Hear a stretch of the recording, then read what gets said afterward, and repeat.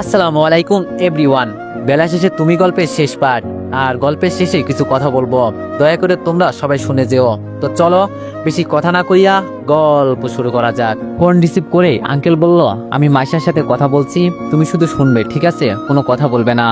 আমি ফোনটা স্পিকারে দিলাম। ফোনের ওপাশ থেকে আঙ্কেল মাইশাকে জিজ্ঞেস করলো, এইসব কয় মাস ধরে চলছে?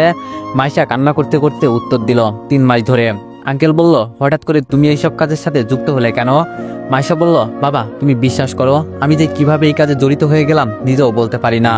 আঙ্কেল বলল, আচ্ছা সেটা না হয় মানলাম, তুমি কি দীপুকে ভালোবাসো? মাইশা কিছুক্ষণ চুপ থেকে জবাব দিল, অনেক অনেক ভালোবাসি বাবা, আমি ওকে ওকে ছাড়া আমি বাঁচতে পারবো না। আঙ্কেল বলল, যদি ভালোবাসো ওকে কিডন্যাপ করে শাস্তি দেওয়ার এটার মানে কি? মাইশা বলল, ওকে শাস্তি দিয়ে আমি ভালো থাকতে পারছি। দীপু আমার জীবনে আসার পর থেকে আমি চাইতাম ভালো হয়ে যেতে, কিন্তু একদিন মিমের হাজবেন্ডকে বলতে শুনি, আমি যদি এই পথ ছেড়ে দিই আমার পরিবার সহ দীপুর পরিবারকে মেরে ফেলা হবে। এজন্য আমি ওর কাছে বিশ্বাসের যোগ্য হতে এসব করছি, এছাড়া আমার কাছে কোনো পথ ছিল না। ওর কাছে সেই দিন মারার পর আমি আবার মাইশা সেজে চলে যাই। সারা রাত আমি ওর পায়ের কাছে পড়েছিলাম, খুব কান্না করছি ওকে জড়িয়ে, কিন্তু ওকে এসব কিছুই জানতে দিই নাই। থাক, অপরাধ যেহেতু করছি আমি, শাস্তি তো আমাকে পেতেই হবে। থাক বাবা, আমি না হয় ওর জীবন থেকে সরে গেলাম, ও সুখে থাক। আজকে ও আমার জন্য অনেক কষ্ট করছে বাবা, আর তুমিও মাফ করে দিও আমাকে। আমি তোমাকে ছেড়ে আর দূরে কোথাও যাব না, আজকে থেকে অফিসার তোমাকে দেখাশোনা করব। এই পর্যন্ত শুনলাম, পরে লাইন অফ হয়ে গেছে। তুবা আমার দিকে তাকিয়ে বলল, এই জন্যই তো বলি, সেই দিন মাঝরাতে আপু তোমার পায়ের কাছে দেখলাম, আমি ভাবলাম হয়তো তোমাদের মাঝে ঝগড়া হয়েছে তাই মাপ চাইছে, কিন্তু কে জানতো। আম্মু আমার মাথায় হাত দিয়ে বলল, তা বাবা তোর মতে এখন কি করবি? আমি বললাম, আম্মু কয়েকদিন যাক, ওর মন মানসিকতা একটু ভালো হোক, পরে দেখি কি করা যায়। তুবা আমার হাত ওর মাথার উপর দিয়ে বলল, তুই আমাকে কথা দে মাইশা আপুকে তুই বিয়ে করবি। আমি বললাম, আরে বোকা মেয়ে, ওরে ছাড়া আমি থাকতে পারবো? আমি ওরে আবার নিয়ে আসবো তো। আম্মু তোমার কি মত? আম্মু বলল, এখন আর আমি কি বলবো, মাইশা যেহেতু নিজের ভুল বুঝতে পারছে, আবার নিয়ে আয়, ও তোরে ছাড়া থাকতে পারবে না, আমি এটা জানি। আমি বললাম, সবার মত তো পেয়েই গেলাম, আমি কি আর না করব? তবে এখন না, আগে আমি একটা চাকরি নিই। রুমে গিয়ে ফ্রেশ হয়ে নিলাম। দৃষ্টি আর বড় স্যারের অনুরোধে ভালো একটা কোম্পানিতে জব পেলাম। আজকে 1 মাস হয়ে গেল, মাইশার সাথে কোনো কথা নাই, দেখাও হয় না। তবে আঙ্কেলের সাথে মাঝে মাঝে দেখা হয়। উনি সেই দিন বলছিল, মাইশা নাকি মাঝরাতে আমার ছবি বুকে জড়িয়ে ধরে কান্না করে, ঠিক মতো নাকি খাওয়া দাওয়া করে না, সারাদিন অফিসেই কাটিয়ে দেয়। উনি আরো বলছিলেন, যেন যা করি তাড়াতাড়ি করি, নইলে ও কোনো কিছু করে ফেলতে পারে। আমি কি ওকে আর কষ্টে রাখতে পারি? অনেক কষ্ট দিয়েছি আর না। এই 1 মাস আমিও তো অনেক কষ্টে ছিলাম। আজকে মাইশার অফিসে যাওয়ার পর আঙ্কেলকে বললাম আমাদের বাসায় চলে আসতে, আর তুবাকে বললাম প্ল্যান মতো কাজ করতে। এইদিকে আমি রেডি হয়ে সরাসরি মাইশার অফিসের সামনে চলে গেলাম। আমার সাথে একজন স্পেশাল মানুষকে নিয়ে আসছি, আর তিনি হলেন কাজী। আজকে মাইশাকে সারপ্রাইজ দিব ভেবেছিলাম, অনেক কষ্ট দিয়েছি ওকে আমি আর না। ওয়ানেক্স হচ্ছে সবচেয়ে বিশ্বস্ত বুকমেকার, যা পিএইচডি এবং সিরিয়া অ্যাপের অফিসিয়াল পার্টনার। এই অ্যাপসে আপনি cricket, football, tennis live match দেখতে এবং তাদের স্কোর ভবিষ্যৎবাণী করে সহজেই অর্থ উপার্জন করতে পারবেন। সেই সাথে বিএমডব্লিউ গাড়ি, আইফোন, ল্যাপটপ এবং আরো অনেক নগদ পুরস্কার জেতারও সুযোগ রয়েছে। এই অ্যাপটিতে আপনি crush crystal, under and over 21 ইত্যাদি গেম খেলে সহজেই আয় করতে পারবেন। আপনি বিকাশ, নগদ, রকেট ব্যাংক, ক্রিপ্টো, পেপল এবং অন্যান্য সহজ পদ্ধতির মাধ্যমে সহজেই আপনার জেতা টাকা তুলতে পারবেন। এখানে আপনি 24 ঘন্টায় 7 দিন গ্রাহক সহায়তা পাবেন। তাই এখনই পিন কমেন্টের লিঙ্ক ব্যবহার করে রেজিস্ট্রেশন করুন, অথবা গুগলে ওয়ানেক্স সার্চ লিখে রেজিস্ট্রেশন করুন। আর হ্যাঁ, রেজিস্ট্রেশনের সময় আমার প্রোমো কোড ভোডো7 ব্যবহার করে প্রথমবার ডিপোজিটে 20,000 টাকা পর্যন্ত পান। গেটের সামনে যেতেই দারোয়ান সালাম দিয়ে বলল, ভালো আছেন স্যার? এতদিন পর আসলেন, দেখে খুব খুশি হলাম। আমি বললাম, এই তো ভালো আছি, তুমি ভালো আছো? দারোয়ান বলল, এই তো আছি স্যার। আমি বললাম, আচ্ছা তোমার ম্যাম ভিতরে আছে তো? দারোয়ান বলল, আমি বললাম, ওকে তাহলে থাকো, পরে দেখা হবে। আমি ভিতরে চলে যাব। পিছন থেকে দারোয়ান বলল, স্যার আপনার সাথে কাজী আসলো যে, বিষয়টা বুঝলাম না। আমি হেসে বললাম, এত বুঝতে হবে না। ভিতরে যেতে সবাই আমাকে ঘিরে ধরলো। আগে তো এখানেই চাকরি করতাম, চাকরি ছেড়ে দিয়েছি অনেক দিন হলো, কিন্তু আজও কেউ আমাকে ভোলে নাই। তবে সবাই শুধু একই প্রশ্ন করে যাচ্ছে, আমার সাথে কাজী কেন? আমি এই কথার জবাব দিই, দরকার আছে দেখেই তো নিয়ে আসছি কাজীকে। পিয়নকে জিজ্ঞেস করতেই বলল, মাইশা নাকি ভিতরে আছে। আমি হেঁটে হেঁটে মাইশার কেবিনে চলে গেলাম। দরজা ঠেলে ভিতরে গিয়ে দেখি মাইশা বসে বসে মাথা নিচু করে কি জানি লিখছে। দরজা খোলার শব্দ শুনে মাইশা উপরে না তাকিয়ে বলল, আমার অনুমতি ছাড়া ভিতরে আসলেন? আপনার সাহস তো কম না। আমি বললাম, এখানে আসলে আমার কোনো অনুমতি লাগে না, বরং যে বলছে আমার কাছ থেকে অনুমতি নিয়ে ভিতরে ঢুকলেন না কেন, তারই তো আমার কাছ থেকে অনুমতি নিতে হয়। আমি এই কথাটা বলতেই মাইশা আমার দিকে তাকালো। মাইশাকে দেখে আমি বোকা হয়ে গেছি। ও আগের থেকে অনেকটাই শুকিয়ে গেছে, চুলগুলো এলোমেলো হয়ে আছে। সত্যি মাইশা যে এতটা পরিবর্তন হয়ে যাবে আমি জানতাম না। এই খারাপ সময়ে ওকে আমার সাথে রাখা উচিত ছিল না, ভুল আমি করেছি। আমি কাজীকে ইশারা করে বললাম সামনে গিয়ে বসেন। আমরা গিয়ে বসতেই মাইশা পিয়নকে ফোন করে আমাদের জন্য খাবার অর্ডার করলাম। মাইশা ফোন কাটতেই আমি বললাম, আমি কি এখানে খাবার খেতে এসেছি? আমার সাথে কথা বলার জন্য মাইশার ঠোঁট কাঁপছে, কিন্তু মুখে কোনো কথা বলতে পারছে না ভয়ে। আস্তে করে ঠোঁট নাড়িয়ে কাজীকে বলল, আপনি একটু বাইরে যাবেন। আমি কাজীর হাত ধরে বললাম, আপনার এখানে কোথাও যেতে হবে না, আগে আমাদের বিয়ে পড়ান। আমার এই কথায় মাইশার কোনো রিয়াকশন দেখতে পেলাম না, তবে ওর চোখ ভিজা ভিজা লাগছে। আমি বুঝতে পারছি আর কিছুক্ষণ এভাবে থাকলে মাইশা সত্যি সত্যি কান্না করে ফেলবে। কাজীকে জলদি বললাম বিয়ের কাজ সম্পূর্ণ করতে। আমার কথা মতো কাজী বিয়ের কাজ শেষ করলো। তবে আমি যেভাবে বলছি মাইশা সেভাবেই তাই করছে, একদম চুপচাপ, কোনো কথা পর্যন্ত বলছে না। আমাদের বিয়ের কাজকর্ম শেষ হতেই সবাইকে বললাম বাইরে যেতে। সবাই যাওয়ার পর মাইশা দাঁড়িয়ে আমার কাছে এসে সরাসরি আমার পায়ের উপর হুমড়ি খেয়ে পড়ে গেল। কান্না করে বলছে, এত কিছু হওয়ার পরেও আমার কাছে তুমি ফিরে আসলে, আমাকে মাফ করে দাও, তোমার কসম খেয়ে বলছি আমি ভালো হয়ে যাব। মাইশাকে পায়ের উপর থেকে তুলে ওর চোখের পানি মুছে দিলাম, কপালে আলতো করে একটা কিস করে বললাম, অনেক কষ্ট দিয়ে ফেলেছি না আমার বাবুটাকে। কিন্তু আমাকে অবাক করে মাইশা আমার থেকে একটু দূরে গেল। ওর ডয়ার থেকে পিস্তল বের করে আমার হাতে দিয়ে বলল, আমি সত্যি অনেক বড় অপরাধ করছি, তুমি আমাকে নিজ হাতে মেরে ফেলো, আমি তোমার যোগ্য না। মাইশার হাত থেকে পিস্তলটা টেবিলে রেখে ওকে ঠাস ঠাস করে দুইটা চড় দিয়ে বললাম, নিজেকে খুব বড় অপরাধী ভাবো না? একবার চিন্তা করছো তুমি চলে গেলে আমার কি হবে? মাইশা আমার পা জড়িয়ে ধরে নিচে বসে কান্না করতে করতে বললাম, আমাকে মাফ করে দাও, আমি থাকতে পারবো না তোমাকে ছাড়া। আমি জানি না আমি কিভাবে তোমাকে পছন্দ করে ফেলছি। বিশ্বাস করো, তুমি চলে গেলে আমি সাথে সাথে মারা যাব। এতদিন কতটা যে কষ্টে ছিলাম তুমি হয়তো জানো না। আমার শরীরে শুধু দেহটাই আছে, প্রাণটা হারিয়ে গেছে। আজকে তোমাকে জড়িয়ে ধরে আমি কি বলবো, আমার কথা বেরোচ্ছে না আমার মুখ থেকে। এগুলো বলে মাইশা এমনভাবে কান্না করছে বলার বাইরে। আমার এসব দেখে খুব খারাপ লাগলো। মাইশাকে দুই হাত দিয়ে জড়িয়ে টেবিলের উপর বসিয়ে বললাম, মাইশা আমার দিকে একবার তাকিয়ে দেখো। তাও শুধু কান্না করেই যাচ্ছে। এবার আমি ওর মুখ ধরে বললাম, ওই বোকা মেয়ে, এভাবে কান্না করছো কেন? আমি কি মারা গেছি? আমি আবার ফিরে আসছি না? এই কয়েকদিন তোমার উপর আমার অনেক অভিমান জমেছিল, এই জন্য এমন করছি। আমি সরি এতদিন তোমাকে কষ্ট দেওয়ার জন্য। মাইশা আমাকে ঝাপটে জড়িয়ে ধরে বলল, কখনো আমাকে ছেড়ে যাবে না তো? আমি বললাম, ছেড়ে যাওয়ার জন্য কি আমি তোমাকে বিয়ে করছি বোকা মেয়ে?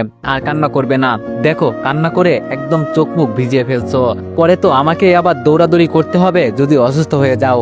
মাইশা বলল, করবেই তো, তোমার বউ, তুমি করবে না? আমি বললাম, আচ্ছা হয়েছে, এখন কান্না বন্ধ করো। মাইশা বলল, চুপ করো, তুমি কোনো কথা বলবে না। কিছুক্ষণ চুপ থাকার পর মাইশা কান্না বন্ধ করে টেবিলের উপর থেকে নেমে গিয়ে চেয়ারে বসলো। আমাকে ইশারা করে বলল, আমার কোলে বসো। আমি বললাম, আমার ওজন তুমি সহ্য করতে পারবে না মাইশা। মাইশা উল্টো আমাকে ধমক দিয়ে বলল, আসবে নাকি? কি আর করার, আমিও গিয়ে ওর কোলের উপর বসলাম। মাইশার কোলে উঠে এবার আমি ওর গলা জড়িয়ে ধরে বললাম, যেখানে তুমি থাকার কথা সেখানে আমি ভাবছিলাম তোমাকে এভাবে কোলে নিব, উল্টা তুমি আমাকে নিলে। আমার কথা শুনে মাইশা হাসি দিয়ে বলল, খুব ভালো হয়েছে, আমার তো ভালোই লাগছে। মাইশার নাকে হাত দিয়ে বললাম, ওই পাগলি মেয়ে, চেহারার কি অবস্থা করেছো? মাইশা বলল, করবই তো, তুমি আমার একদিন খোঁজখবর নিছো আমি কেমন আছি? জানো না তোমাকে ছাড়া এক মুহূর্ত থাকতে পারি না। আমি বললাম, ও থাকতে পারো না? যখন আমাকে কিডন্যাপ করে। মাইশা বলল, পুরোনো কথা আমি ভুলতে চাই, এগুলো মনে করলে আমি খুব কষ্ট পাই, আবার বারবার ঘুরে ফিরে তুমি। আমি বললাম, এই যে কান ধরলাম বাবু, আর বলবো না, এবার হয়েছে? মাইশা বলল, থাক, আর কান ধরতে হবে না, এখন বলো, হঠাৎ করে একেবারে বিয়ে করে নিলে কাউকে কিছু না জানিয়ে, আন্টি বকা দিবে না? আমি বললাম, এই আন্টি কি বলো, মা বলবে মা, আর কে বকা দিবে? হ্যাঁ, আমার জানকে আমি বিয়ে করব। মাইশা বলল, আমাকে ছেড়ে যাবে না তো কখনো? আমি বললাম, ছেড়ে যাওয়ার জন্য কি তোমাকে এত যুদ্ধ করে ফিরিয়ে আনছি? এই মাইশা শুধু দীপুর, অন্য কারো হলে তাকে জ্যান্ত আগুন লাগিয়ে দিব। মাইশা বলল, বাবা এত ভালোবাসা আমার জন্য? আমি বললাম, অনেক ভালোবাসা আছে এই বুকে তোমার জন্য, এখন সব অল্প অল্প করে প্রকাশ করব। মাইশা বলল, ওই আমার কষ্ট হচ্ছে, উঠো। আমি মাইশার কোল থেকে উঠে বললাম, আমি আগেই বলছিলাম আমার ওজন নিতে পারবে না তুমি। মাইশা বলল, এসব ছাড়ো এখন, আমাকে কষ্ট দেওয়ার জন্য তোমাকে শাস্তি পেতে হবে। আমি বললাম, জি ম্যাডাম বলেন কি করতে হবে, আমি মাথা পেতে নিব। মাইশা বলল, আমাকে এখান থেকে কোলে করে বের করতে হবে, পারবে না? আমি হাসি দিয়ে বললাম, তোমার লজ্জা না লাগলে আমার লাগবে না। মাইশার হাতে প্যাকেজ ধরিয়ে বললাম, এখানে একটা লাল শাড়ি আছে, পরে নাও। আসার সময় তোমার জন্য নিয়ে আসছি। আমি কি আমার বউকে এই পোশাকে নিয়ে যাব? এটা তো হতে পারে না। মাইশা বলল, সে না হয় বুঝলাম, তবে শাড়ি যদি আমাকে নিধাতে তুমি পরিয়ে দাও তাহলে আমি পরবো, নইলে না। মাইশার দিকে তাকিয়ে বললাম, তুমি কি চাও অফিসের ভিতরেই আমাদের বাসর হয়ে যাক? মাইশা লজ্জা পেয়ে বলল, যাও, তোমার মুখে কোনো কথা আটকায় না, এখন আসো আমাকে শাড়ি পরিয়ে দাও। শাড়ি হাতে নিয়ে মাইশার কাছে গিয়ে বললাম, মাইশা আমাকে ফেলে আবার কোন দিন? মাইশা আমার মুখে হাত দিয়ে বলল, ভুল করছি আমি, আমাকে মাফ করে দাও। কখনো শুনছো আত্মা ছাড়া দেহ বাসে? তুমি জানো না আমি তোমাকে ছাড়া শূন্য। আমি বললাম, আচ্ছা সরি, আর বলবো না। মাইশাকে শাড়ি পরিয়ে দিলাম খুব সুন্দরভাবে, আর নিজেকে কন্ট্রোল করতে চেষ্টা করলাম, কিন্তু শেষ পর্যন্ত কন্ট্রোল হারিয়ে ফেললাম মাইশার নাভি দেখে। মেয়েদের নাভি যে এতটা পরিমাণ সুন্দর হতে পারে আমি আগে জানতাম না। টোট লাগিয়ে ওর নাভিতে চুমু দিয়ে দিলাম। মাইশা চোখ বুজে আমাকে জড়িয়ে ধরে বলল, দীপু অনেক হয়েছে, তাড়াতাড়ি করো। মাইশাকে শাড়ি পরিয়ে বললাম, আর একটু হলেই তো। মাইশা আমার মুখে আঙ্গুল দিয়ে বলল, আজকে রাতে তো সব পাবে, এত তাড়াহুড়ো করছো কেন? একটু অপেক্ষা করতে পারো না? মন খারাপ করে বললাম, মাইশাকে কোলে নিয়ে বললাম, তুমি তৈরি তো মাইশা? মাইশা আমার বুকে মুখ লুকিয়ে বললাম, আমি তৈরি। মাইশাকে কোলে নিয়ে দরজা ঠেলে বাইরে গেলাম। সবাই আমাদের দেখে বোকা হয়ে গেল। সব মিলিয়ে মাইশাকে আজকে লাল শাড়িতে অনেক সুন্দর লাগছে। এখন শুধু আমার গায়ে শেরওয়ানি থাকলে সবাই বলতো আমরা স্বামী স্ত্রী। তাও তাহমিনা ভাবি বলল, আমি জানতাম এমন একটা কিছু হবে। দীপু ভাই যে লুকিয়ে লুকিয়ে কাজ ছেড়ে নিলেন, আমাদের একবারও বললেন না, এটা কি ঠিক? আমি মাইশার দিকে তাকিয়ে বললাম, আমি কিছু জানি না, তোমার ম্যাম সব জানে। ও নিজে আমাকে এখানে ফোন করে আনছে। মাইশা আমার বুকে চিমটি দিয়ে বলল, নিজে সব প্ল্যান করে আসছে, আবার আমাকে দই দেওয়া হচ্ছে। এবার আমি অফিসের সবাইকে উদ্দেশ্য করে বললাম, তাড়াহুড়ো করে মাইশাকে বিয়ে করে নিয়েছি, তাই আপনাদের কিছুই বলতে পারি নাই। আগামীকাল সবাইকে দাওয়াত দেওয়া হলো, সবাই চলে আসবেন। আর তাহমিনা ভাবি, আপনাকে কিন্তু সবকিছুর দায়িত্ব দেওয়া হলো। তাহমিনা ভাবি মুখে হাসি টেনে বলল, আচ্ছা ঠিক আছে, সময় মতো চলে আসবো। আজকে রাতেও কি? লজ্জা পেয়ে বললাম, দূর ভাবি, আপনিও না। আচ্ছা তাহলে আজকে আমি আসি, আপনাদের ম্যাম আবার লজ্জা পাচ্ছে। মাইশাকে নিয়ে অফিস থেকে বের হয়ে গাড়িতে বসতেই মাইশা আমাকে টান দিয়ে ওর পাশে বসালো। ড্রাইভারকে বলল যেন আস্তে গাড়ি চালাই। মাইশার দিকে আমি ফিরে তাকিয়ে বললাম, আজকে আমার বহুদিনের ইচ্ছা পূরণ হচ্ছে। অনেক আশা ছিল তোমাকে বিয়ে করে আমার স্বপ্ন পূরণ করব, আজকে তাই হয়েছে। আমি অনেক অনেক খুশি। মাইশা, তোমার একটা কথা মনে আছে? আমি তোমাকে প্রপোজ করে বলছিলাম আমি তোমাকে ভালো করব, আর আজকে আমি সেটা পূরণ করতে পেরেছি। তোমার ভালো পথে আনলাম আর বিয়েও করলাম। মাইশা আমার বুকের উপর মাথা দিয়ে বলল, তুমি আমার বেস্ট জামাই, তুমি সব পারবে আমি জানি, আর তোমার উপর আমার বিশ্বাস ছিল তুমি সব পারবে। কথা বলতে বলতে আমাদের বাসার সামনে চলে আসলাম। গাড়ি থেকে নেমে মাইশাকে আবার কোলে নিলাম। এবার মাইশা বলল, থাক আর নিতে হবে না, আমার এখন লজ্জা লাগছে। আমি বললাম, লজ্জা লাগলে আমার কি করার আছে? হ্যাঁ, যখন বলছিলে তখন মনে ছিল না? মাইশা চুপচাপ আমাকে জড়িয়ে ধরে বলল, আচ্ছা ঠিক আছে, তবে আমাকে তোমার বুকের মাঝে লুকিয়ে রাখবে, হবে? আমি বললাম, জি মহারানী, আপনি যা বলবেন তাই হবে। কলিং বেল বাজাতেই আপু এসে দরজা খুলল। আর লাইন করে আমাদের পরিবারের সবাই, মাইশার বাবা আর সেতুর পরিবারের সবাই ফুল ছিটিয়ে আমাদের বরণ করে নিল। এমন কিছু হবে আমি ভাবতেও পারি নাই। তুবা আমার কাছে এসে মাইশার হাত ধরে বলল, ভাবি এখন নিচে নামেন, আপনাকে একটু দেখি। ভাইয়া তো আপনাকে একেবারে বউ সাজিয়ে নিয়ে আসছে দেখছি। তুবার কথা শুনে মাইশা লজ্জা পেয়ে নিচে নামলো। মাইশা নিচে নামার পর আম্মু আর শ্বশুর মশাইকে দুইজন মিলে সালাম করলাম। আম্মু মাইশার বাবাকে বললাম, তাহলে আমাদের মাঝে আবার নতুন করে আরেক আত্মীয় হয়ে গেল। আমি অনেক অনেক খুশি। সবাই মিলে কিছুক্ষণ মজা করলাম। দেখতে দেখতে রাত হয়ে গেল। তুবা সেতুকে নগদ 10,000 টাকা দিয়ে বাসর ঘরে ঢুকলাম। ভিতরে ঢুকতেই মাইশা এসে আমাকে সালাম করে বিছানার উপর বসলো। আমি মাইশার ঘুমটা তুলে বললাম, আমার বউ এই পৃথিবীর সবচেয়ে সুন্দরী মেয়ে, আর সে সারা জীবন আমার কাছে সুন্দরী হয়েই থাকবে, আর আমি সব সময় তারই পাগল হয়ে থাকবো। তাকে ছাড়া জানো আমি এক নিঃশ্বাসও বেঁচে থাকতে না পারি। আমার একমাত্র বেঁচে থাকার অক্সিজেন এই মেয়ে। এই মেয়েটাকে আমি বড্ড বেশি ভালোবাসি, পারবো না আমি ওকে ছাড়া এক মুহূর্তও থাকতে। মাইশা আমাকে শক্ত করে জড়িয়ে ধরে বলল, এভাবে বলবেন না, আমার অনেক কষ্ট লাগে। আমি বললাম, ওই পাগলি মেয়ে, একটু কিছু হতেই কি এভাবে কান্না করা লাগে? মাইশা বলল, আমি 100 বার কান্না করব, তাতে তোমার কি? আমি বললাম, আমার কিছুই না, তবে আমার সামনে আমার বউ কান্না করবে এটা তো কখনোই হতে পারে না। ওর চোখের একটু জলও আমার সামনে আমি পড়তে দিব না, সবসময় হাসি খুশিতে রাখবো। মাইশা বলল, ওই তুমি আর একটা কথাও বলবে না, শুধু ইমোশনাল কথা বলে আমাকে ব্ল্যাকমেল করো। আমি বললাম, ওই মাইশা, আমরা তো কথা বলে সময় নষ্ট করে ফেলছি। মাইশা বলল, তো আর কি করব? আমি বললাম, কি করব মানে তুমি জানো না? মাইশা বোকার মতো বলল, না। আচ্ছা কি করতে হয় আমাকে একটু শিখিয়ে দাও না। আমি বললাম, কি করতে হয় না, দাঁড়াও মজা দেখাচ্ছি। এই বলে লাইট বন্ধ করে দিলাম। যতক্ষণ পর্যন্ত লাইটের আলো ছিল ততক্ষণ পর্যন্ত আমার লেখার ক্ষমতা ছিল। আলো নিভে গেছে তো তাই আর শিখাতে পারলাম না। জান মিয়ারা, এভাবে বড় বড় চোখে তাকিয়ে কি দেখেন? এখানে তো 20 ম্যাচ চলছে। বিবাহিত আপু আর ভাইরা বুঝবে এইসব, আপনি এভাবে তাকাবেন না।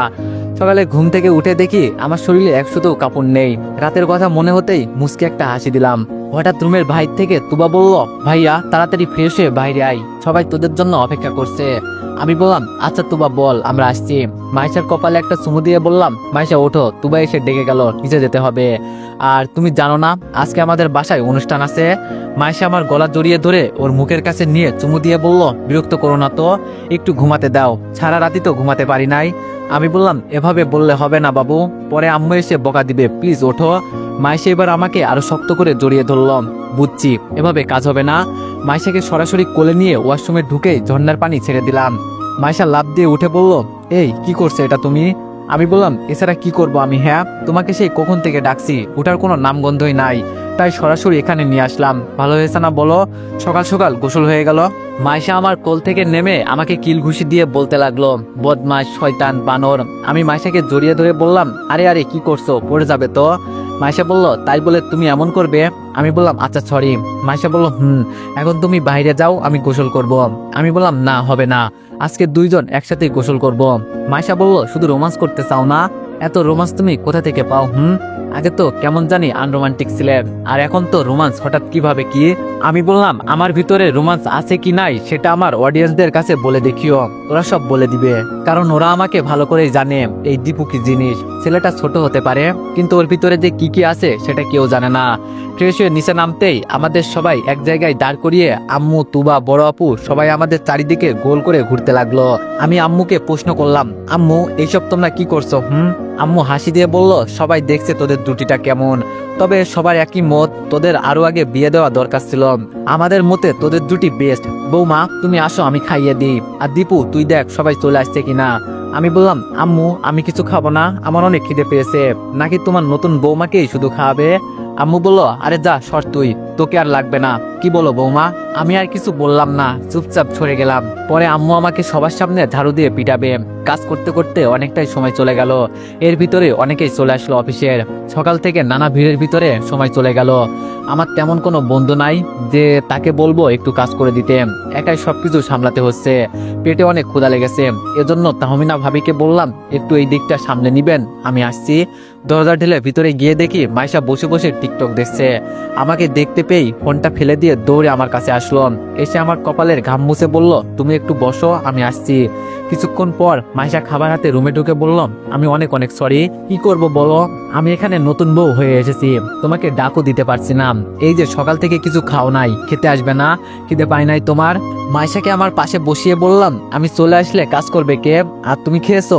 মাইশা বলল, এখন হা করো, আমি খাইয়ে দিই। মাইশা আমাকে খুব সুন্দর করে খাইয়ে দিল। যেই চলে যাব তখন মাইশা আমাকে জড়িয়ে ধরে বলল, ওই এত তাড়াতাড়ি কোথায় চলে যাচ্ছ? আমি বললাম, আরে বাবা তাহমিনা ভাবিকে রেখে আসছি, এখন গিয়ে দেখি উনি কি করছে। মাইশা আমার ঠোঁটে ওর ঠোঁট লাগিয়ে লিপকিস করে বলল, মন চাই তোমাকে সবসময় আমার চোখের সামনেই রাখি, কতদিন যে মন ভরে তোমাকে দেখি নাই হিসাবের বাহিরে, মন চাই তোমাকে এই বুকের ভিতরে। মাইশার কাঁধের উপর হাত দিয়ে ওর কপালে আমার কপাল মিলিয়ে বললাম, তুমি এখন আমার বউ, এত চিন্তা করো কেন? আমি কি কোথাও চলে যাচ্ছি? আমি তো সবসময় তোমার পাশেই আছি পাগলি। ভাইয়া দেখে ফেলেছি। মাইশাকে তাড়াতাড়ি ছেড়ে দেখি সেতু দাঁত কেলিয়ে হাসতেছে। আমি হাসি দিয়ে বললাম, আরে সেতু তুমি বসো, তোমার ভাবির সাথে কথা বলো। মাইশা আমি গেলাম, মাথা নিচু করে বের হয়ে গেলাম। আর একটুর জন্য মান সম্মান সব শেষ হয়ে যেত, বাঁচা গেল। আজকে প্রায় 5 মাস হয়ে গেল হাসি খুশির মাঝে। মাইশা এখন বাড়িতে থাকে, আমি সব অফিসের দেখাশোনা করি। আবার এখন মাইশা 2 মাসে প্রেগনেন্ট। জানি না আমাদের ছেলে হবে নাকি মেয়ে হবে, তবে এখন আমরা দুইজন সংসার জীবনে অনেক হ্যাপি। মাঝে মাঝে একটা বিষয় আমি চিন্তা করে অবাক হয়ে যাই, সবাইকে ঠিকই ধরতে পারছি, কিন্তু মিম, রমেশের বউ, মিতু, ওদের কোনো খোঁজ পেলাম না। তবে মাইশার বেস্ট ফ্রেন্ড মাঝে মাঝে বলে ওরা নাকি দেশ ছেড়ে পালিয়ে গেছে। আমার প্রশ্ন এই জায়গায়, মিমের তো কোনো দোষ ছিল না, তাহলে ও পালিয়ে গেল কেন? পরে আমাকে এই বিষয়টা মাইশার বেস্ট ফ্রেন্ড সমাধান করে দেয়। মাইশার বেস্ট ফ্রেন্ড বলছিল, ঘোলা পানির সাথে ভালো পানি থাকতে থাকতে একসময় সেই ভালো পানি নাকি ঘোলা পানি হয়ে যায়। মাইশার বেস্ট ফ্রেন্ড যে আমাকে মিমের বিষয়ে কি বোঝাতে চাইছিল সেটা আমি ঠিকই বুঝে ফেলেছি, তবে মিম যে এমন হবে সেটা আমি জানতাম না। আজকে মাইশার জন্য কিছু আচার নিয়ে বাড়িতে যাচ্ছি, হঠাৎ পিছন থেকে কে জানি বলল, দেখা কি আবার হবে আমাদের? পিছনে তাকিয়ে উত্তর দিলাম, যদি তুমি চাও তো দেখা হবে, আর আমি যে কি কি করতে পারি সেটা তো জানোই মিস। ওমা, আমার সাথে সাথে আবার অন্য পাশ থেকে আওয়াজ আসলো, জামাই তুমি চলে যাও, আমি দেখছি। আমি বললাম, আব্বা আপনি পারবেন? মাইশার আব্বু বলল, এইসব মেয়ে আমার কিছুই করতে পারবে না, তুমি যাও। যাওয়ার আগে বললাম, ও শুধু একা না, সবাই চলে আসছে। মাইশার আব্বু বলল, আমিও একা না বাবা, তোমার টিম আমাকে দেওয়া হয়েছে, আমার মেয়ে আবার পাখি সাজবে না, ওর উপরও আমি নজর রাখছি। আমি বললাম, বাবা মাইশাকে আমি আজ পর্যন্ত চিনলাম না, আপনি কি চিনবেন? তবে আমার মাইশা আর এই কাজে যাবে না, এটা আমার বিশ্বাস। মাইশার আব্বু বলল, ওই তোদের কথা ছাড়, এখন বল। আমি মুচকে হাসি দিয়ে হেঁটে হেঁটে সামনে যাচ্ছি আর বলছি, আজকে আবার নতুন করে সব খেলা শেষ হতে চলছে। হাই রে বহুরূপী মানুষ, এত চেহারা তোদের, শেষ তো ধরাই পড়লি। তবে আমার লাভ এখানেই, মাইশাকে আমি আবার ফিরে পেলাম। তো এভরিওয়ান, গল্পের শুরুতেই বলছিলাম যে গল্পের শেষে কিছু কথা বলবো। তো গল্পতে মাইশার দীপুর ঠিকই মিল হয়ে গেল, কিন্তু বাস্তবে তার হলো কই। যাই হোক, পুরো গল্পটা তোমার উদ্দেশ্যে ছিল, ইচ্ছে ছিল গল্পের মতো আমাদেরও পূর্ণতা হবে, কিন্তু তার হলো না। বেলা শেষে তুমি আর আমার হলে না। যেখানে থেকো ভালো থেকো, আল্লাহ হাফেজ। আপনার জন্য আমার দরজা খোলা থাকবে, মন চাইলে আসতে পারেন। তো গাইস, নেক্সট গল্প কেমন চান তা কমেন্টে জানাতে ভুলবেন না। তো আশা করি সবাই ভালো থাকবেন, সুস্থ থাকবেন। আল্লাহ হাফেজ।